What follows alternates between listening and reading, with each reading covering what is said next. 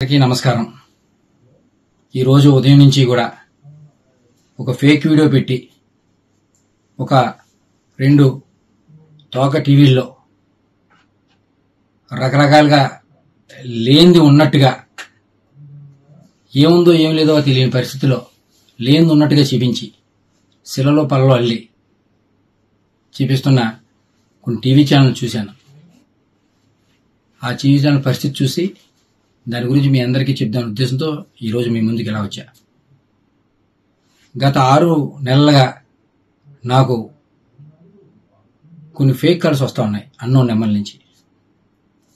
నేను కొన్నిసార్లు ఎత్తలేదు, ఒకసారి ఎత్తే హలో అనగానే వెంటనే వాట్సాప్ కాల్ చేస్తాను ఫోన్ పెట్టేశారు.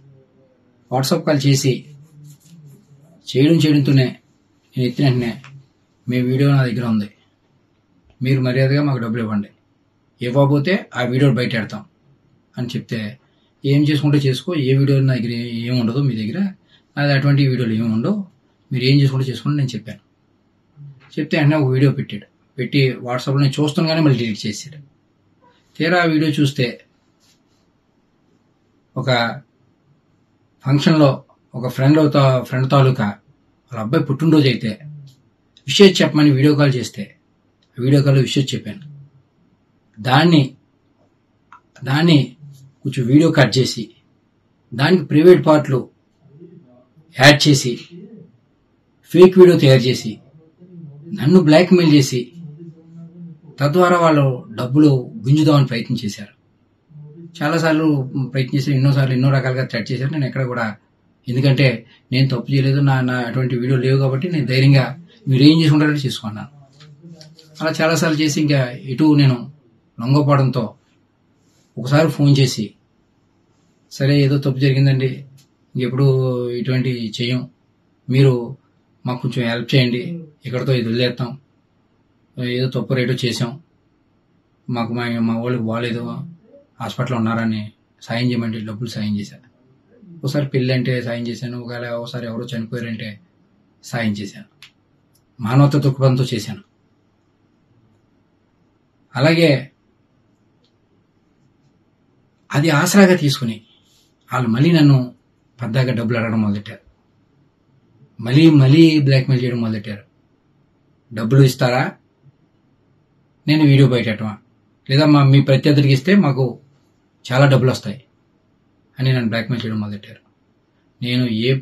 నేను ఎటువంటి నాకు సంబంధం లేనివాడిని, మీకెందుకు డబ్బులు ఇవ్వాలి, నేను డబ్బులు ఇవ్వను, మీరు ఏం చేసుకుంటారో చేసుకోండి, అవి కూడా మానవతా దృక్పథంతో మీరు అడిగారు కాబట్టి మీకు ఇచ్చా, నేను మాత్రం ఇచ్చే పరిస్థితి లేదని చెప్పడంతో సరే అయితే మీ రాజకీయ ప్రత్యర్థులకు ఇచ్చుకుంటామని వెళ్ళిపోయారు.